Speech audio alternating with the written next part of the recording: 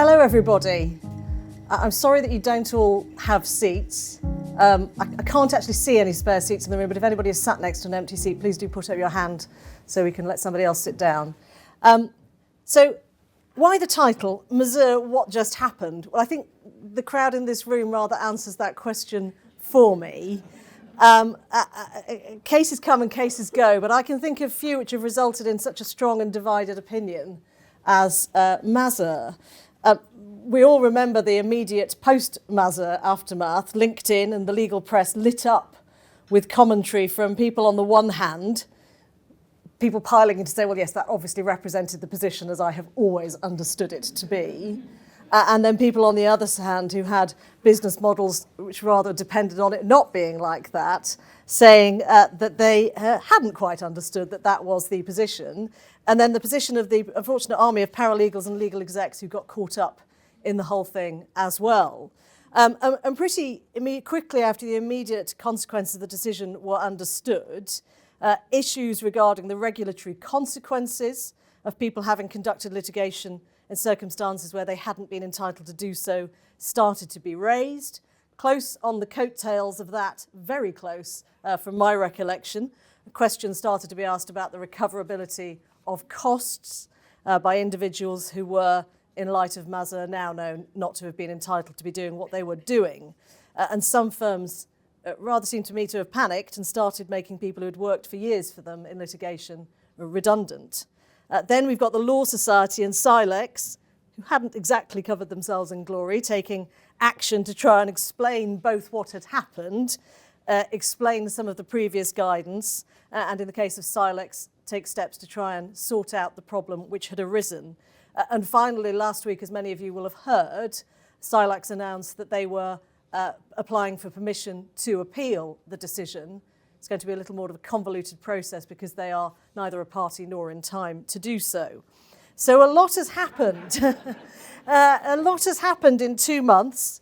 And as I was saying to Ben and Theo, there's every possibility that the next time we meet in this room, we'll be doing this all over again, but in light of the Court of Appeal decision.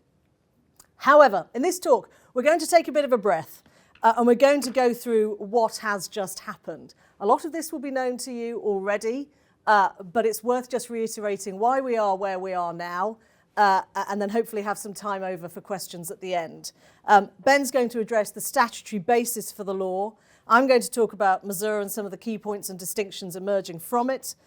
Ben will then come back to talk about what's happened since the decision in terms of the regulatory consequences of it. And finally, Theo will do a certain amount of horizon scanning, crystal ball gazing, or whatever it is that the cost barristers and chambers do, and he will talk about the cost consequences or potential cost consequences of it.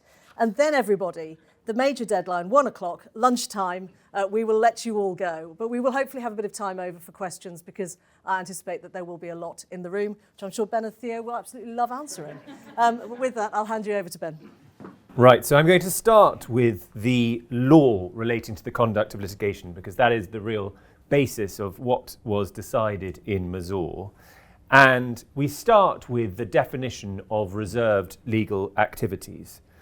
The Legal Services Act 2007 was the successor to the Courts and Legal Services Act 1990. And Mazur's really a case about the effect of the LSA 2007. And Section 12 is really the starting point for this debate under the LSA 2007. It defines reserved legal activity with 6, and they're up on the slide there. And it's a pretty unsurprising list. The key activities you would have thought of qualified lawyers. You've got court work, conveyancing, probate, and that sort of thing. And then in Schedule 2 of the LSA, one has provision about what constitutes each of those activities. And for the conduct of litigation, we're in Schedule 2, Paragraph 4. It doesn't get more exciting than this. So conduct of litigation is the critical one for our purposes, and it's explained here. And I won't read it out. It's up on the slide, and you've probably read it before. It's being considered in more detail by Clare by reference to the cases, and there is some helpful authority on what this means. You have the 3 breakdown A, B, and C there. But what's quite interesting particularly in light of what Silex may be doing with their appeal, is looking at the carve-out at subparagraph 2. Because what it does there is it seeks to stop certain activities from being defined as the conduct of litigation if they were things that you were entitled to do before the LSA came in, which obviously begs the question, well, what were people entitled to do without restriction before the LSA came in? And there will undoubtedly be a bit of archaeology being undertaken by Silex in terms of, well, what were people entitled to do under the CLSA 1990? But it's a tricky one because that's talking about specific activities that people were able to do without restriction before the LSA came in. So you have to think about, well, what is the particular activity that someone was doing that had no restriction on it? And I won't go into it now, but there's certainly going to be some debate about that. Then, Section 13 of the LSA deals with the entitlement to carry out a reserved legal activity. And what you need to do, if you want to carry out a reserved legal activity, including the conduct of litigation, is either be authorised or exempt. And I'll come to, in a moment, the routes through to authorisation and exemption. But before doing so, it's one of the things that people have become particularly concerned about is that Section 14 provides that there is a criminal offence to carry out a reserved legal activity if you're not entitled to do so. So if you have neither the authorisation nor the exemption. And so you may be guilty of contempt of court if you do so. There are, of course, defences to that if the accused did not know and could not reasonably have been expected to know that the offence was being committed. And given where the regulators were and are as regards what constituted conduct of litigation, that defence is likely to be heavily relied upon by anyone who comes before a magistrate or other. And it's likely to be pretty successful for the vast majority of people who were doing as their regulator told them they could. Then, Section 15.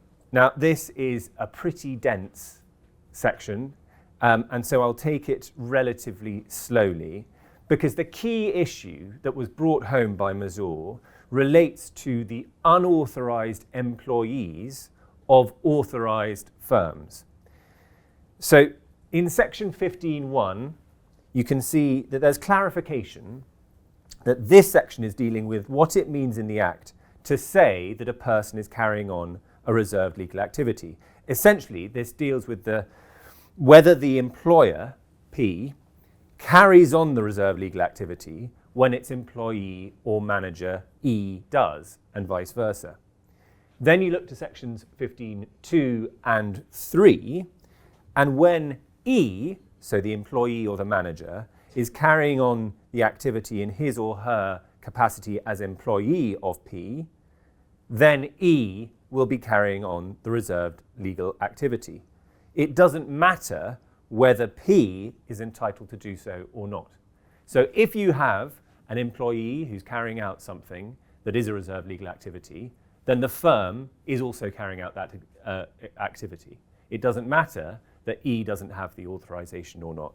And so you have to look at both whether it's a criminal or a regulatory issue, looking at both the employee or the manager and the firm itself.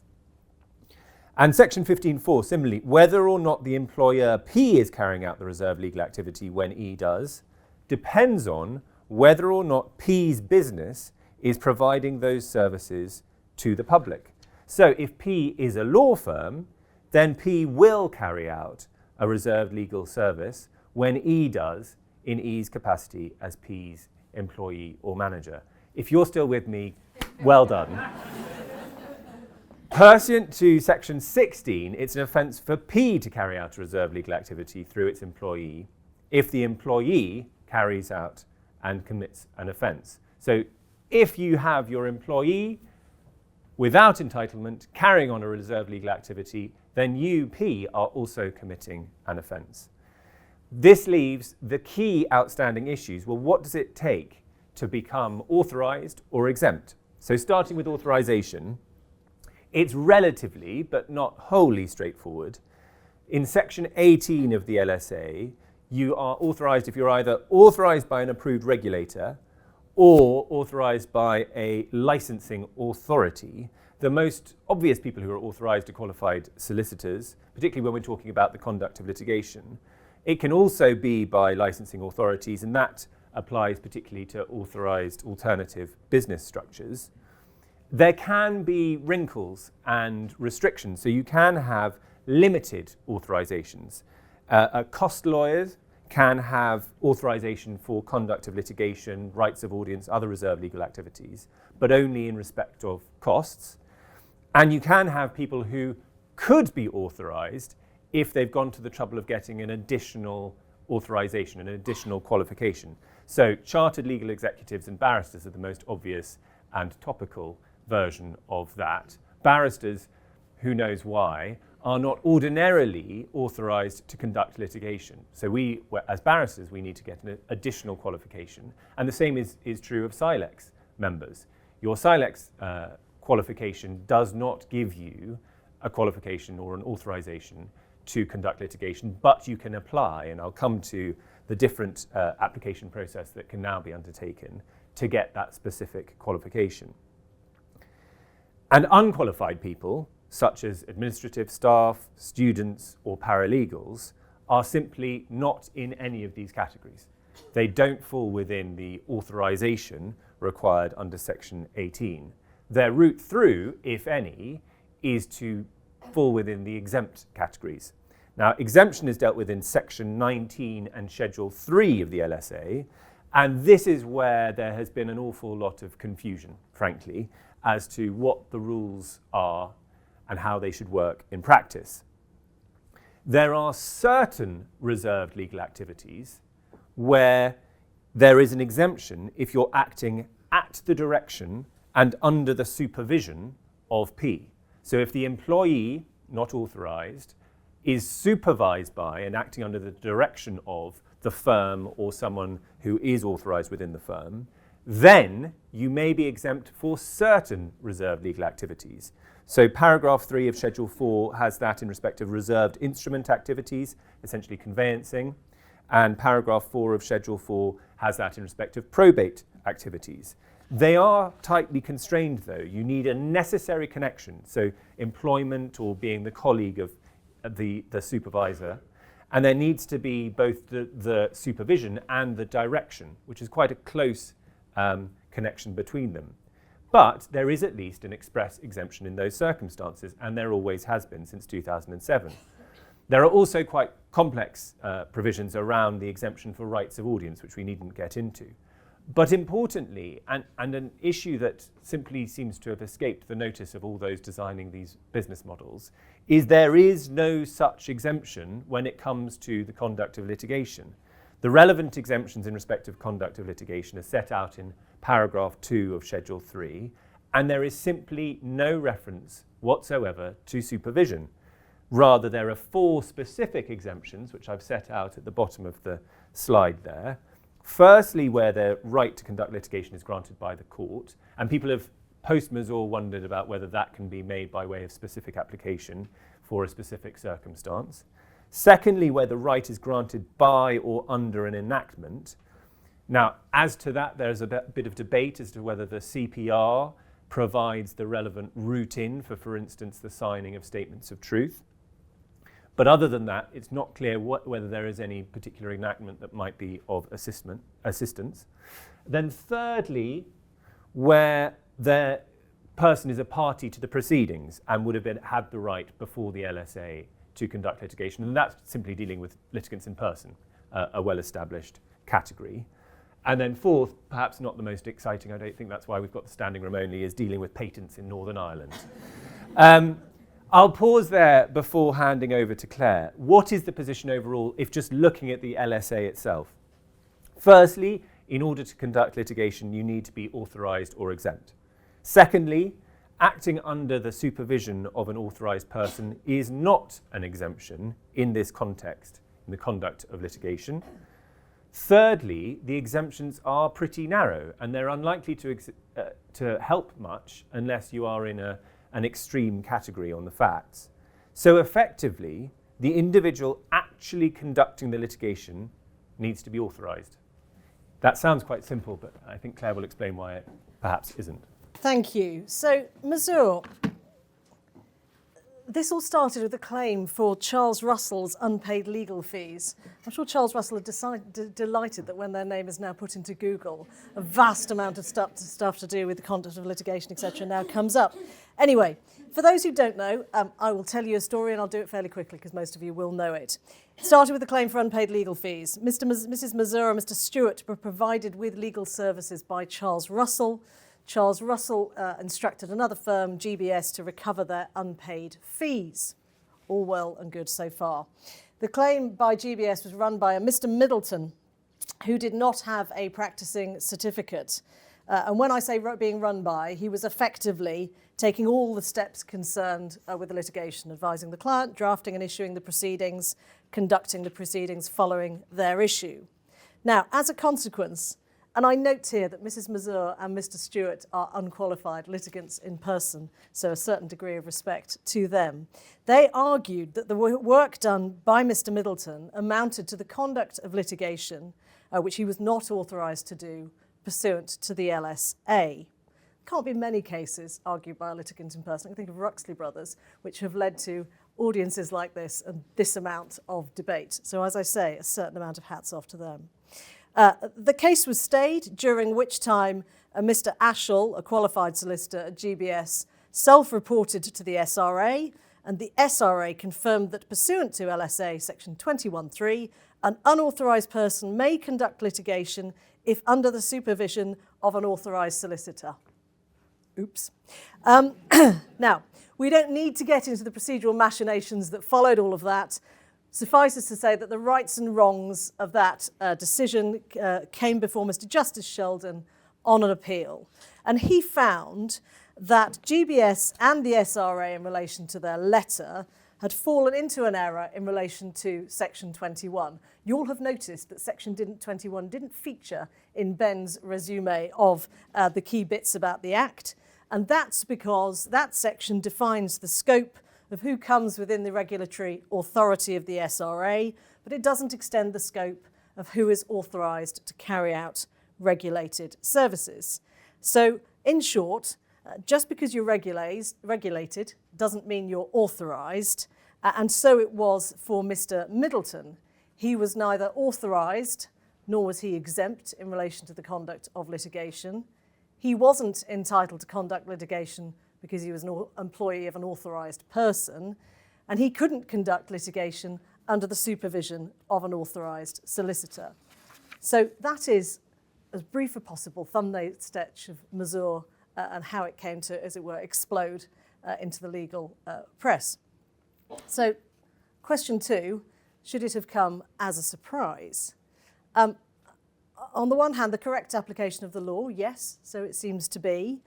A number of people I note are now questioning that, including Ben Williams KC of 4 New Square, who has been quoted, and so he's been quoted in the legal press saying this: it makes a highly plausible interpretation of the literal words of the statute, but statutes are interpreted non-literally all the time. Solicitors have been permitted to conduct litigation through their clerks for generations. Everyone knew this when the LSA was enacted. It reflected in authorities, the rules of court, even things like guidelines rates, which explicitly include legal execs and those able to be grade A fee earners and unadmitted staff in grades B to D. There was no indication that the LSA was intended to change common practices. On the contrary, the LSA was intended to extend the right to conduct litigation.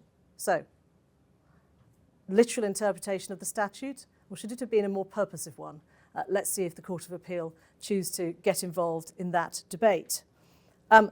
Consistent with previous decisions? Yes. I'm going to come on to look at a few of those. Consistent with the SRA guidance? Yes. You can see that I've set it out there, what was said. But, and this is why it came as such a surprise, seemingly inconsistent with what a lot of the market was doing, and a lot of firms were in fact doing. So let's just come on to look at some of these key distinctions. The first is supporting the conduct of litigation versus conducting litigation under supervision. I've set out a quote there. It's worth just reiterating it.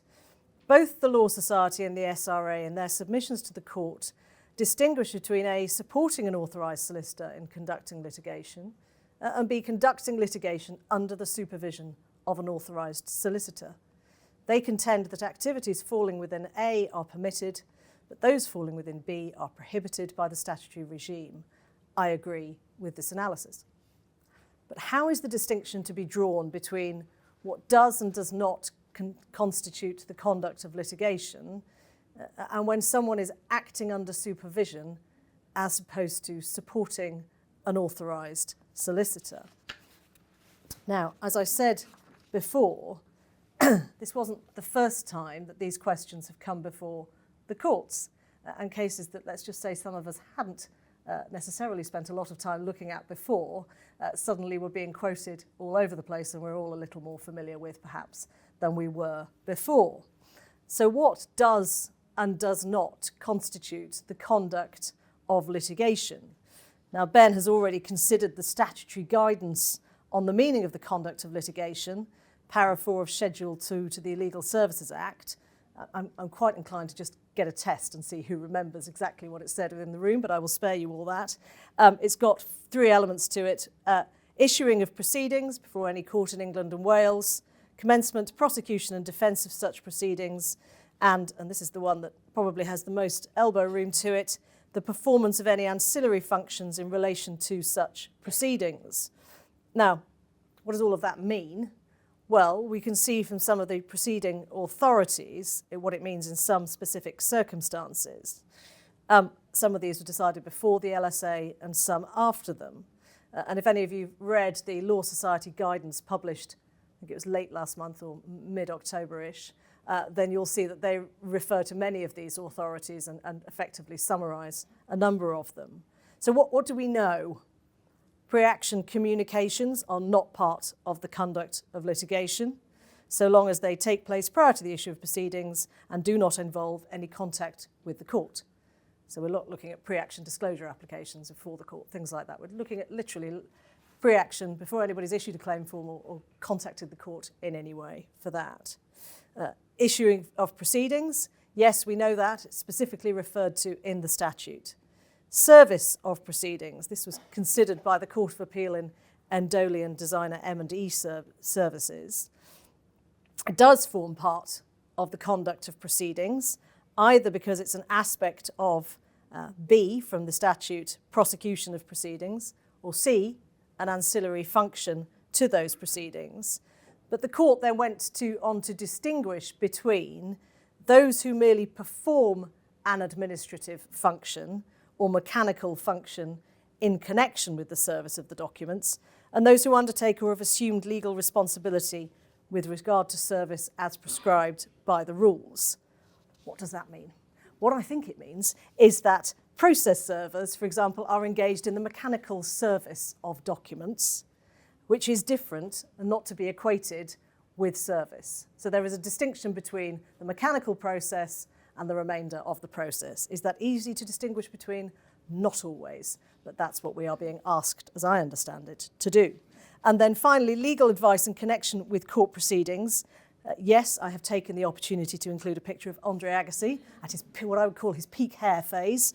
That case was decided before the 2007 Act, when the definition of conduct of proceedings was narrower, but in any event, that was decided as not falling within the definition of conduct of proceedings. And then some fairly more straightforward ones: preparation of bundles, delivery of documents to opposing parties. No, because that's purely a clerical or mechanical activity. And the final case, which rocketed into the headlines and everybody's knowledge, is the case of Baxter and Doble. Really, it's about substance prevailing over form. She was a graduate member of Silex who provided services to landlords. Now, she had been round this roundabout once before because she had been subject to disciplinary action already about the conduct of proceedings. So she had taken steps to do what she thought meant that she had got herself back on the right side of the line.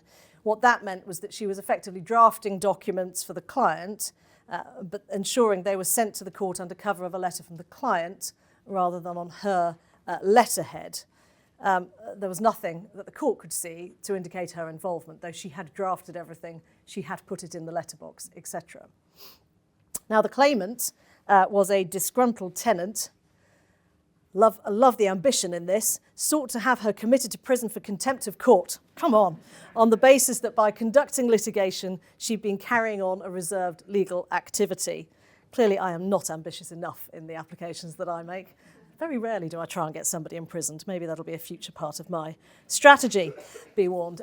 So anyway, Mr. Justice Kavanagh came before him and he found that this amounted to the conduct of litigation.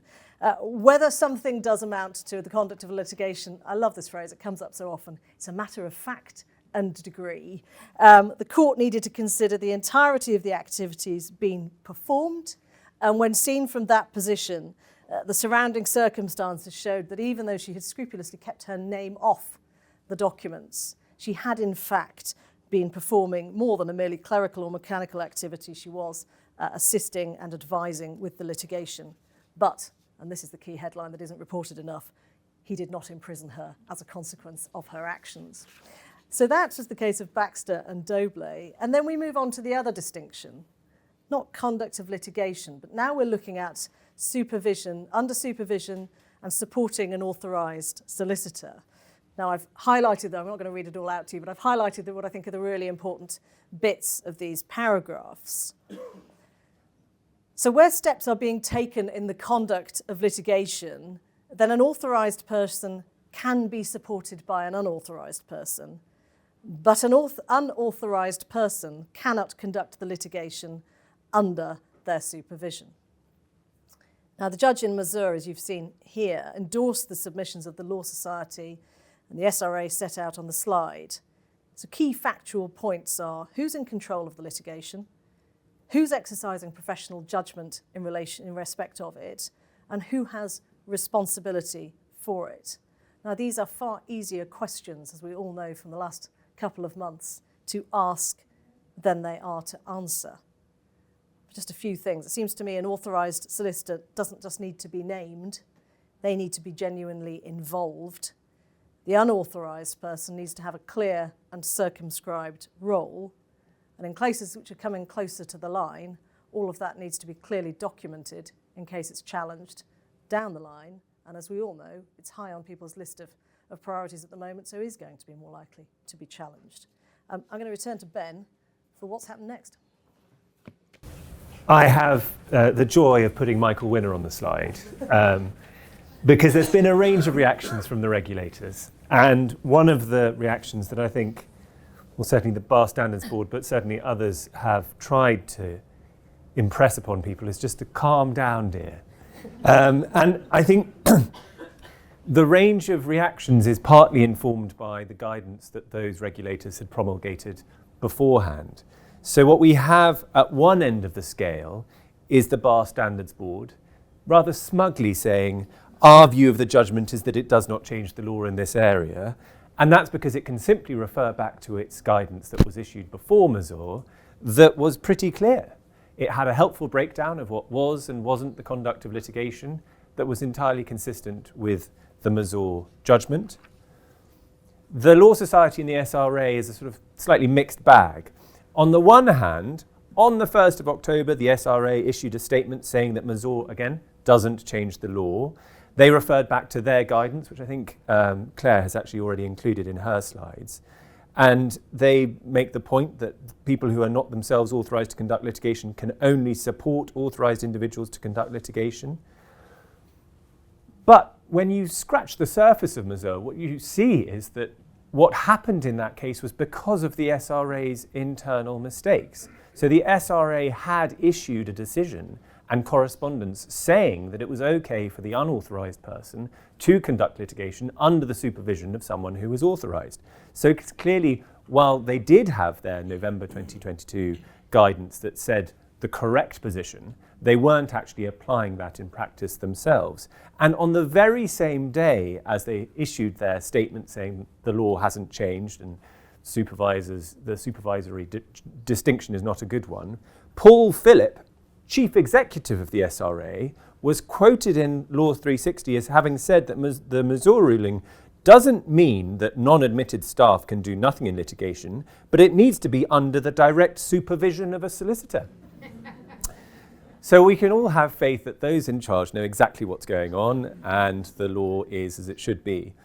I should say, though, that the Law Society has actually produced a couple of what I think are very useful practice notes, which set out, as Clare has said, specific factual scenarios and for not just the conduct of litigation, but other reserved legal activities. Then we come to Silex. They didn't cover themselves in glory. They covered themselves in the opposite of that, whatever that may be.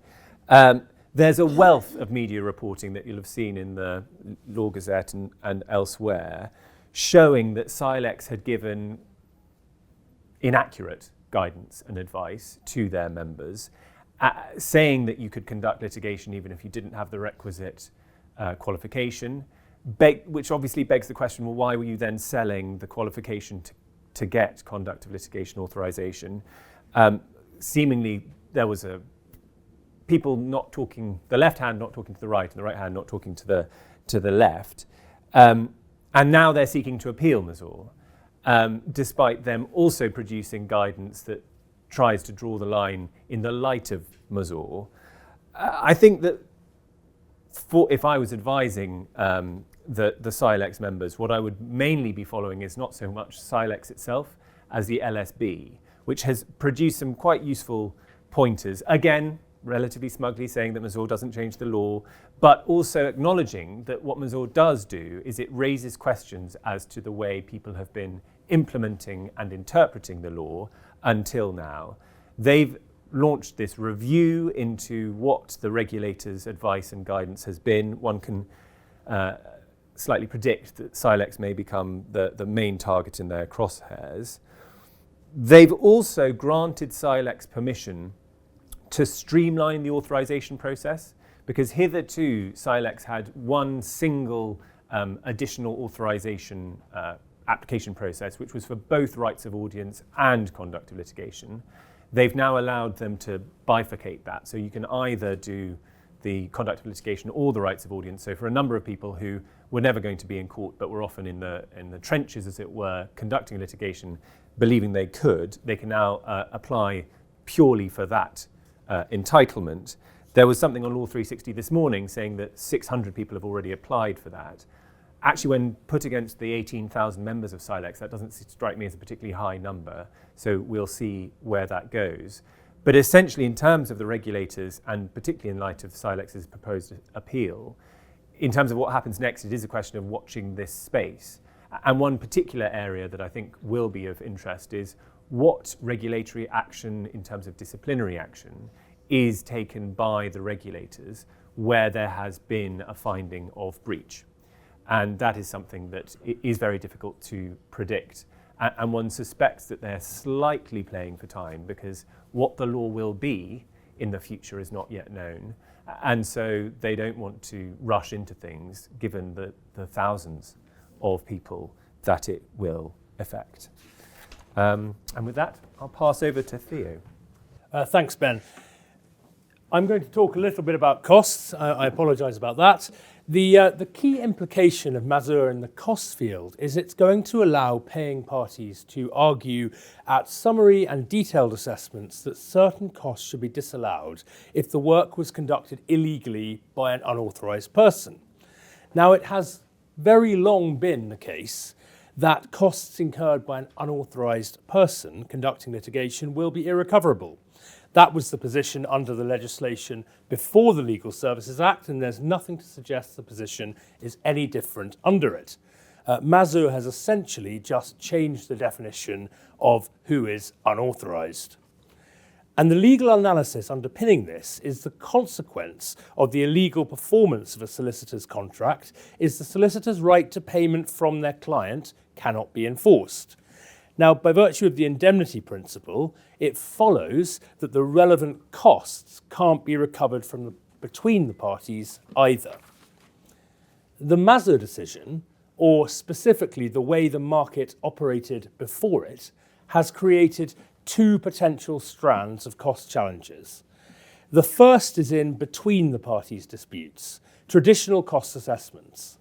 Losing paying parties can challenge the winning party's cost bills on the basis work has been done by unauthorised people.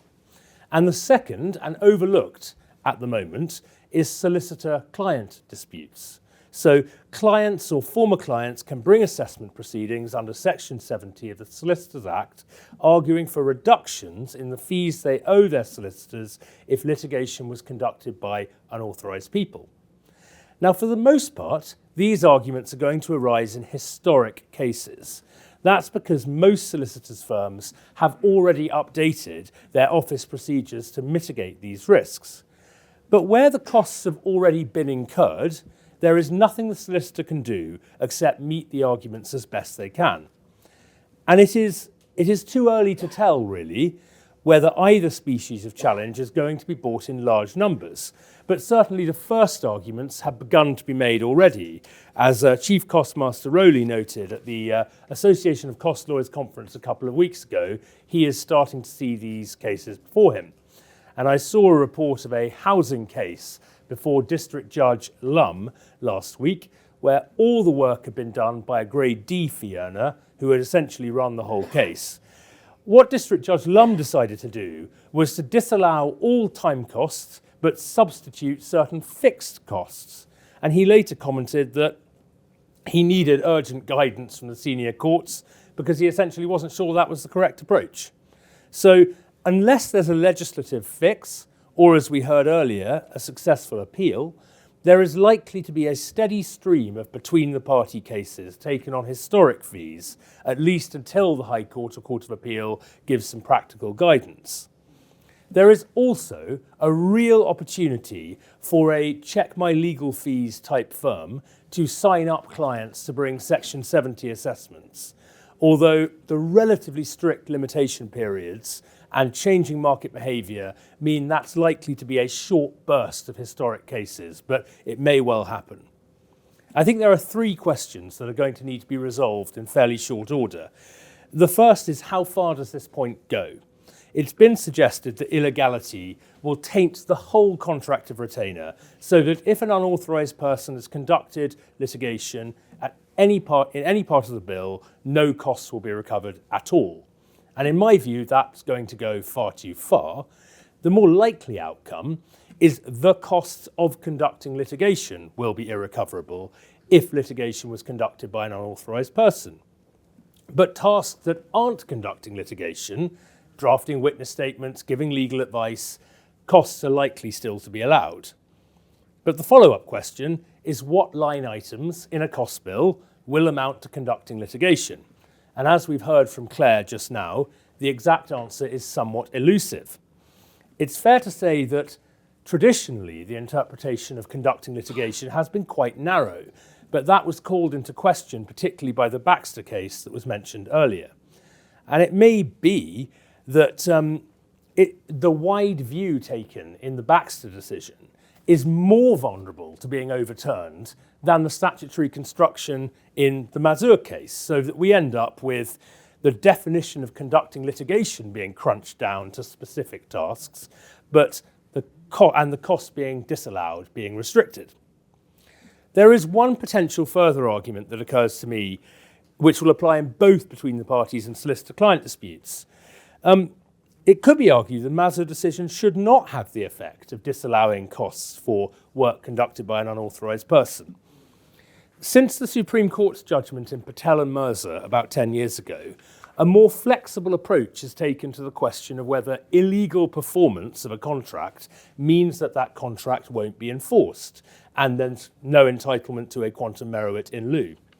Now, as will mostly be the case in challenges following Mazur, the solicitor's actions will have been unintentional, non-culpable, in line with market expectation, and in many cases in line with regulatory guidance. So it's at least arguable there shouldn't be a strict unenforceability sanction, and that opens the door to cost recovery. But it's fair to say, having said that, the most likely outcome, as far as costs are concerned, is that the illegality principle will preclude payment for the work that was performed illegally and precludes the recovery of costs for that work, both from clients and between the parties. Unfortunately, however, absolutely none of what I've said is certain at all. We haven't had any cases, and we're going to need some further guidance till we can say anything for certain. I stand between you and lunch. So does anybody else have any questions that they'd like us to answer? No. Thank you very much.